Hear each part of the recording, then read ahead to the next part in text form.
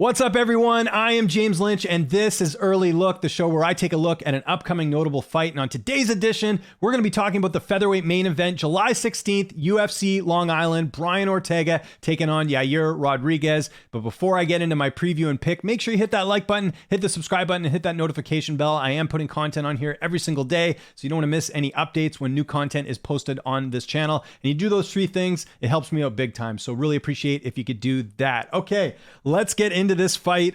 Really excited for this one. Fight of the year on paper, absolutely. Ortega, Rodriguez, fresh matchup in the featherweight division. Really digging this one. Let's get to it. Okay, so like I mentioned, it's the main event of UFC Long Island. It's 5 rounds. This is going to be taking place at the UBS Arena, July 16th. And let's start first with T-City, Brian Ortega, former title challenger. As you can see there, 15-2 record. He's got 3 knockouts, 7 submissions, and 5 decisions. Ortega is 31 years old. He's 5'8" with a 69-inch reach in this fight. So, right in his prime right now, as far as what he's bringing to the table here. Ortega is a first-degree BJJ black belt under Henry Gracie. He trains out of the Huntington Beach Ultimate Training Center. He does a bit of cross-training everywhere in California, but that's sort of main base for him.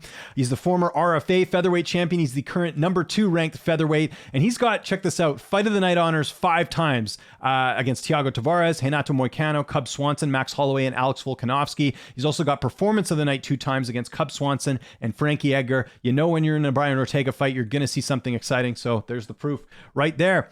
If we go all the way to the very beginning here with Brian Ortega, you'll see, like a lot of fighters, he never had any amateur fights. He went right into the pros back in April of 2010. He didn't make his UFC debut until July of 2014. And you'll see there, it was a no contest. That was due to a Usada suspension, which we'll get to a little bit later.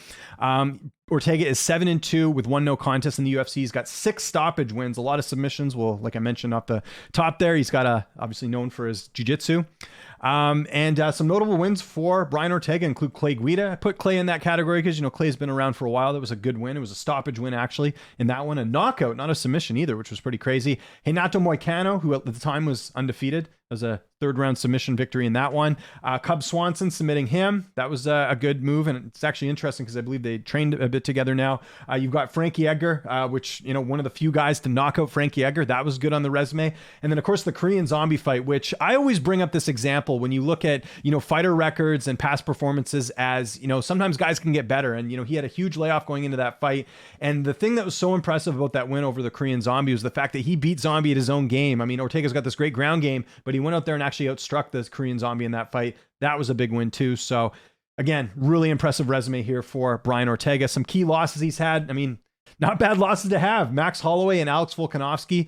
I mean, it doesn't get much better than that. So as far as losses, I mean, there's nothing fun about getting a loss, but if you're going to lose to 2 guys, why not it be the 2 best guys in the weight class? So there we go. Volkanovski, Holloway, the only 2 key losses. Now, one thing with Brian Ortega, and it's something, I think it's worth mentioning. He's had a lot of layoffs in his career, but it hasn't seemed to have affected any of his wins because he's getting a lot of wins in the UFC. But check this out.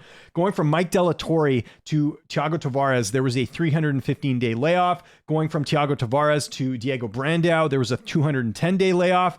The big layoff, though, that he had was Holloway to the Korean Zombie. Now, granted, he had a number of injuries after that fight. That was a pretty big loss to Holloway. Holloway just battered him and took him out in the 4th round. That was, again, one of those fights I think could have been stopped a little bit sooner. In that one, that was in Toronto. Great card. Actually, last time I think the UFC was at Toronto was that card, which is pretty crazy to think. That was back in December of 2018. So between Holloway and the Korean Zombie, there's a 679-day layoff. That's crazy. But again, he comes back and looks better than ever in that fight. Then going from the Korean Zombie to Volkanovski, there was a 343-day layoff. And then going from this fight, or those last fight, Volkanovski to Rodriguez, there's a 294-day layoff. So again, Ortega been battling with some injuries, some bad circumstances, but here he is going to finally get a key fight here, just coming up here on the 16th, like I mentioned. Now, as far as injuries go, there has been a few, but let's start first with the Usada suspension. Ortega testing positive for, hope I'm saying this correctly, drostandiolone. I believe that's how you say it. I mean, talk about a bad start to your UFC career. You win the fight by submission and then you get busted for steroids. Not a good start there. Hasn't been accused or tested positive for anything since then. So again, I believe he was at Black House at the time, and there's a couple fighters from that gym I think who got busted for steroids as well, but Hasn't been a problem since, but do have to mention that when looking at the career of Ortega. As far as injuries, he was supposed to fight Hacker and Diaz back in October of 2016, had to withdraw due to that. And then he was supposed to fight the Korean Zombie, as most of you remember, back in December of 2019. He tore his ACL, so pretty bad injury there. And again, that's why such a long layoff between the Holloway fight and the Korean Zombie fight, just because he had a torn ACL in that fight. The one thing you can say about Ortega, no close fights. This guy does not go the distance very often. So, and the fights he has lost by decision, like the Volkanovski fight, pretty decisive win there for Volkanovski. Although Ortega had some success in that fight, nearly submitting Volkanovski late in that fight, which was pretty notable as well. So yeah, that is Brian Ortega in a nutshell. Really interesting career and a super talented featherweight. And that's why you see him in the main event here. Okay, let's get to Yair Rodriguez, El Pantera. As you can see here, Yair Rodriguez, 29 years old. He'll be 30 in October. He's 5'11" with a 71-inch reach. He's 1 year younger and has a 2-inch height and 2-inch reach advantage in this fight over Brian Ortega. Now, Rodriguez is a Taekwondo black belt. Of course, he won the Tough Latin America show, and he's the number 3. Actually, he's not number 3. What is he ranked here? He's a highly ranked, as you can see, featherweight. Don't have it handy. I want to say number 3, but let me just double check that UFC rankings. Got to get my facts straight. So he is ranked, he is ranked number 3. I think I just wrote down the weight class wrong there. But anyways, yeah, he's number 3. So 2 and 3 fighting each other. It doesn't get much better than that in the weight class. As far as training camps, he is, as you can see here, trains out of Valley Flow Striking, but I know he's done some training with Cerrone. He's done some training at Jackson Wink in the past. Last I checked on his Instagram, it said he was training in Vegas about 8 weeks ago at the Performance Institute. I know most recently he was training in Mexico. So he's all over the place as far as training, but he's always very prepared coming into a fight. Like Ortega, Yair Rodriguez, no amateur fights, went straight into the pros back in October of 2011. Didn't make his UFC debut until November of 2014, getting that win over Leonardo Morales. Kind of forget about that fight, to be honest. He's 8-2 in the UFC. He's got 3 stoppage wins. Some notable wins in his career include Dan Hooker. People forget about that fight early on. Andre Fili, which was kind of like a prospect versus prospect fight at the time. Remember that head kick knockout he got in that one? That was really impressive. I put BJ Penn on here only because he's a former champ, but that was kind of a mismatch in that fight. Penn had not really been the same since he fought him. The Korean Zombie fight was a fight he was losing, and then he gets one of the best knockouts of all time with that elbow, finishing him literally with a second left in the fight. That to me was like, the equivalent of a Hail Mary in football in that fight, getting it done. And then obviously Jeremy Stephens. I put that on there as well just because Stephens is a vet. First fight ended in a no contest. Second fight, decisive win there at UFC Boston. Some notable losses he's had, Frankie Edgar. That fight was really eye-opening, I think, for a lot of the Yair Rodriguez believers because Edgar completely dominated him in that fight. It was a second-round doctor stoppage, but you could just see Edgar taking over. And it was one of those fights which you look back now and you think that was too much of a step up there for Frankie Edgar. And if you think at the time, he had 2 good wins at the time, Hooker and Fili. Caceres, split decision win, but BJ Penn, I think the BJ Penn win actually worked against him in the sense that they were like, okay, are you ready for a Frankie Edgar? And he wasn't. It was one of those kind of big brother fights where Edgar completely dominated him in that fight. And then again, the fight after against Zombie, he was losing, but he came back and got the knockout win there. So just had to mention that too. Like Ortega, Yair Rodriguez has had a ton of layoffs. Let's start first with the Frankie Edgar to the Korean Zombie fight. Again, he got dominated in that fight, so probably good to take some time off there. There was a 546-day layoff between the Edgar and Zombie fight. Then going from Zombie to the Jeremy Stephens fight, there was a 315-day layoff. There's a reason for that. I'll mention that in a second. And then the Jeremy Stephens 2 to Max Holloway fight, there was a 751-day layoff. So he fought Stephens in October of 2019, didn't fight Holloway until November of 2021. So he's had a lot of layoffs, but again, he's fighting a guy who's got the same deal as far as layoffs in his career. Now, as far as injuries, he's had a bunch. If you remember, he was supposed to fight Zabit twice. The first time he was supposed to fight Zabit, as you can see here, UFC 228, he had an injury in that fight. Not sure what it was. Wasn't able to figure that one out. That was in September of 2018. And then he was supposed to fight Zabit again in August of 2020. He had a fractured ankle in that fight. So just one of those cursed fights. And now it's Zabit retiring, as we found out recently. Too bad that fight never happened because that would have been an awesome matchup. And then he got actually suspended by USADA in December of 2020. So you'll see there the gap between Stephens and Holloway. That was because of a 6-month USADA suspension. So he didn't get busted for steroids. He just got busted because of a whereabouts thing. So I guess you have to give USADA your whereabouts of where you're going to go. So they basically went to go look for him to test him, and he didn't give proper whereabouts. So if you do that 3 times, then you get punished. And so he did in this case. And, I just chalk that up to two things, self-responsibility. Like, you got to let USADA know where you're at. I know it's annoying. I know, there's a whole debate about, the UFC fighters and their privacy and all that with USADA. There's that side of it, but there's also the side of it is, you got to let USADA know, you got to get tested. Every other fighter gets tested. You got to be there on time. And also, he's got a management team. He's with First Round. They should also be helping with that, to making sure that he's not missing those appointments. So kind of bad luck for him in a way of him not, being around to get tested. And that 6-month layoff definitely hurt him a little bit. But saying that, he came back to fight Max Holloway. He lost that fight, but it was one of those fights that I think he actually, think it raised his stock a little bit despite losing, because he hung in there with Holloway. It wasn't like the Edgar fight where he's completely outclassed.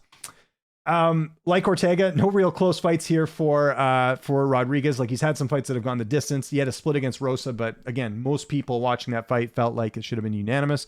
He won that fight. Went back and looked on MMA decisions. No close fights for Yair Rodriguez. Let's get to the odds, shall we? So as you can see here right now, at the time we're recording this, we've got Ortega as the favorite on most books, but a -165, and Yair Rodriguez the comeback at +140. Like the odds indicate, very, very, very close fight. It wouldn't surprise me if there's a potential upset here with Yair Rodriguez getting it done, because he's one of those guys that at 29, I don't think he's entered the prime yet. And you saw in the Holloway fight, despite losing, a lot of glimpses of just a really, really talented fighter. And again, I talk about this a lot when I do these breakdowns. You see certain fighters do things that you don't see other fighters do. Rodriguez is one of those guys. The knockout over Zombie, the head kick knock over Feely. Like, he's doing things that you don't see other fighters do. And that can always make it tricky when you're fighting him, because you never know what he's going to pull out of the hat here. So, Rodriguez, I think he's got the edge in stand-up here. Although saying that, Ortega's stand-up has come a long way too. I mean, you look at him even hanging in there with Volkanovski in his last fight. But Ortega's got the clear edge on the mat. I mean, this is a guy who's one of the best jiu-jitsu practitioners, not only at featherweight, but across the board in the UFC. And that, to me, I think is going to be the difference here. I think we've seen with Ortega, he can go 5 rounds. He can put people in very serious danger, like in the Volkanovski fight. Like, I'm telling you, if it was any other fighter other than Alex Volkanovski, maybe Max Holloway would be the exception too. Most guys are tapping out when they're in that position for Brian Ortega, like Volkanovski was. I thought Volkanovski was done. I really did. And the fact that he survived that just shows what a champion he is. But Ortega nearly had him done in that fight, and no one's done that to Volkanovski in any of his fights. So, even though Ortega lost that fight, to me, it was still a feather in his cap, so to speak. The other thing is, Ortega, like I said, has improved his stand-up. So he's dangerous everywhere. Like in the Holloway fight, when he fought him back in 2018, there's clearly a gap there. You could see Holloway did kind of to Ortega what he did to Cater later on, which was just outstrike him to the point where Ortega was just taking a lot of damage in that fight, which was very concerning. But since then, we've seen some improvements in the striking here. But what it comes down to for me is, because this fight's so close, you got to look at intangibles. And for me, there's a couple things. I think Ortega's fought the better opposition overall. I think Ortega is far superior on the ground, and that's like an X factor for him. So he can always take it to the ground if he needs to, if he's not comfortable in the striking. And I think even in the striking, while Yair Rodriguez, I would give him a slight edge, and I'd also say that Rodriguez is more dynamic in the striking. I also think Ortega could potentially hold his own there. So I'm expecting a really close fight. Most likely, I think you're going to see an Ortega submission win. I don't think Rodriguez is the type of guy to survive a Brian Ortega submission on the ground late in the fight. I think Ortega is going to go out there and potentially get a late submission. I'm going to go 4th round submission for Brian Ortega. But at the same time, I could also see this fight going the distance, and that's where I would give the edge also to Ortega. I could see him winning a decision here. Like I said, Rodriguez can win this fight. He could land a crazy shot and knock out Ortega. If you look at Ortega traditionally, if you look at some of the guys that he's fought here, I just want to mention this quickly. Other than maybe Jeremy Stevens, he hasn't fought a lot of power punchers, right? I guess Zombie's got knockout power too, but I still think Zombie's, he's had a lot of injuries. Maybe doesn't have the same pop he used to. Volkanovski's not really a power puncher. Holloway's a technical striker. He's got knockout wins, but he's not a power puncher either. Edgar, again, we haven't seen a lot of knockout wins from him at featherweight. Swanson, I suppose, a bit of a power guy, but you look at it here, like I'd say Rodriguez has got some serious power compared to some of these other guys. That's just my theory. Maybe I'm wrong on that. Maybe you'll disagree with me here, but I would say that Rodriguez has got some interesting power as far as what he can do and land that knockout shot. So I think Rodriguez has a puncher's chance, but I'm going Ortega in this fight. I think he gets it done, like I said, by submission. I think he submits most guys in this weight class, including Yair Rodriguez. Not to mention the fact that I know both guys have been inactive, but it really seems like Ortega has, been making a lot of improvements during that inactivity. Although saying that, you could probably say the same thing about Rodriguez with the fact that he actually looked pretty good in that Max Holloway fight. So I want to know what you guys think in the comment section below. Again, like I always tell you guys, more than happy to debate this and talk about this fight and, talk about reasons why you think one guy might win over the other. More than happy to do that. If you're going to be trolling, don't got any time for that. Let's have a friendly discussion here about this fight. Follow me on Twitter and on Instagram at Lynch on Sports. Make sure you hit the like button on this video, hit the subscribe button, hit that notification bell.